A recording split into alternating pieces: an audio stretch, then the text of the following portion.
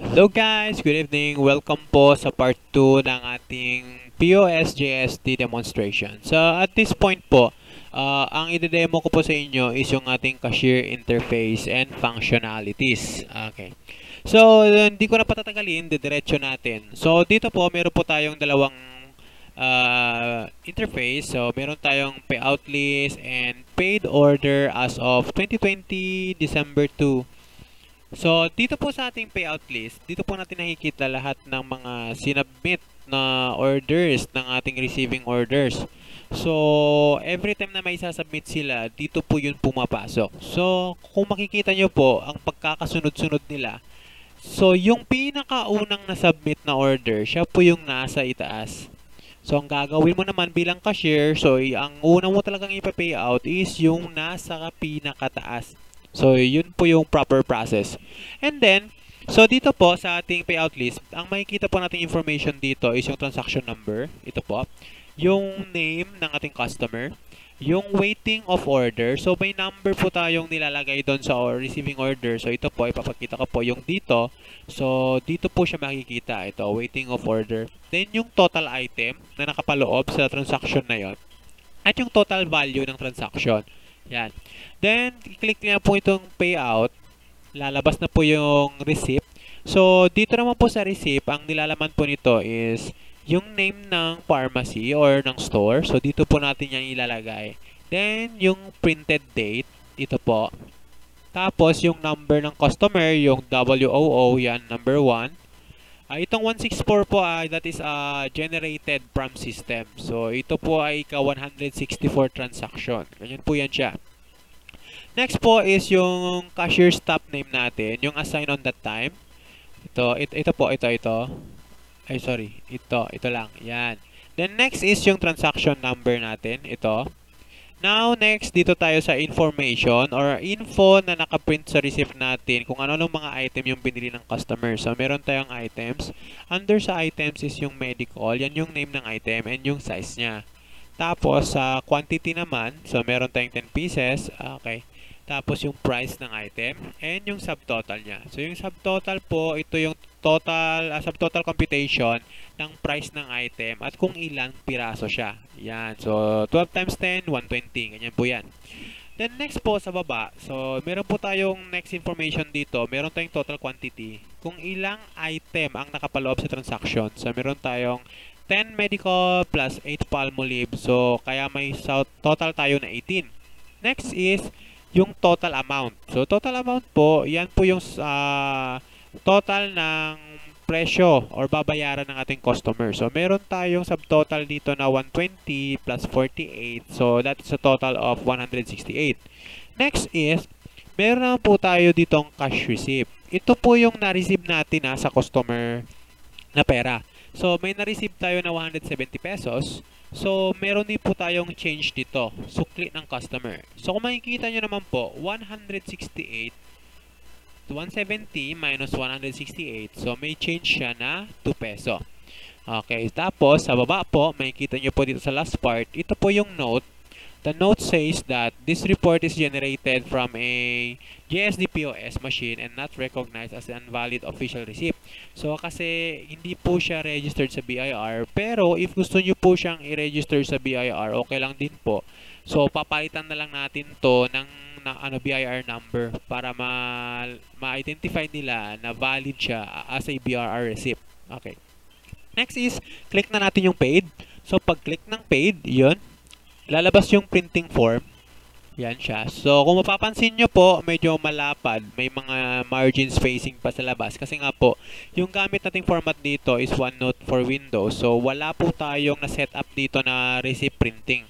So, kung may na-set up po tayo na receipt printing dito, so, madali lang naman i-set up yon para ma-fit talaga natin sa screen na ito yung actual output ng ating printing. So, ang gagawin nyo lang po next is to print or cancel. Kapag kinancel mo, wala siyang ipiprint na report pero papasok pa rin siya doon sa system as paid. Ganun po yung nangyayari. As long as na-click mo na yung paid, papasok siya as paid. So, ganun yan. So, i-cancel ko na lang. So, ito. Transaction paid. So, okay. So, ayun. dito na siya napunta sa ating paid orders as of today. So dito naman po sa ating paid orders, dito po natin nakikita yung mga transaction na na-paid natin for this day only. So ang purpose po nito is para makita po ni cashier yung total na sales ng store for this day. Kasi kinakailangan din po nila mag-submit ng daily report kung hihingin, or if hindi naman, at least malaman nila, ay ganito na pala kalaki yung sales ko for this day. So ganon. Pero mas maganda talaga kung gagamitin nila itong for daily report ni cashier. Okay. Kasi meron din siyang printing report. So try natin na i-pay out ko muna lahat. Okay, pay out ko to.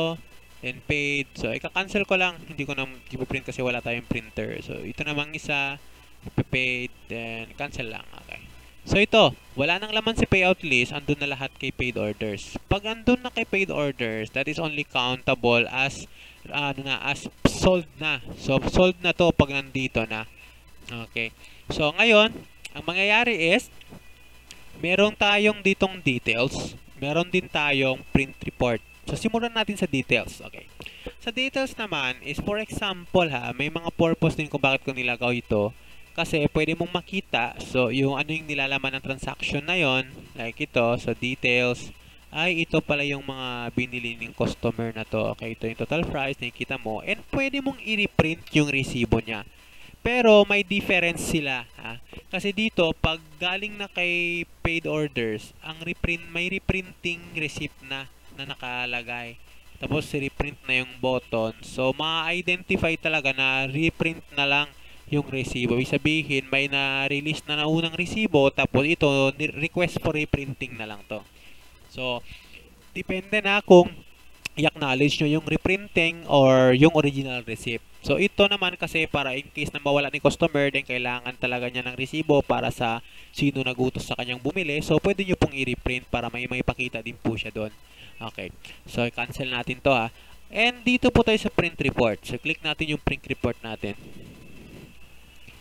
Okay, ayun. Dito sa ating print report naman, makikita nyo po dito, dito po yung pangalan, naka-PDF form po yan dito yung pangalan ng pharmacy, yung city address, and ito po siya. That is a sales report for this day. So, that is a result of 2020 December 2. Okay, ngayon yan. Then, next is, andito po lahat ng item na na-sold. So, by size, by price, by quantity, tapos total niya. Tapos ito, total quantities and sales. So, 119 quantity, tapos 1,230 total sales. So, ngayon, check natin doon ha. Sana, check natin. Wait lang. Okay, check natin dito Okay, kung makikita nyo po dito, 1,230 din. So, 1,119. Yan. So, punta tayo sa daily report.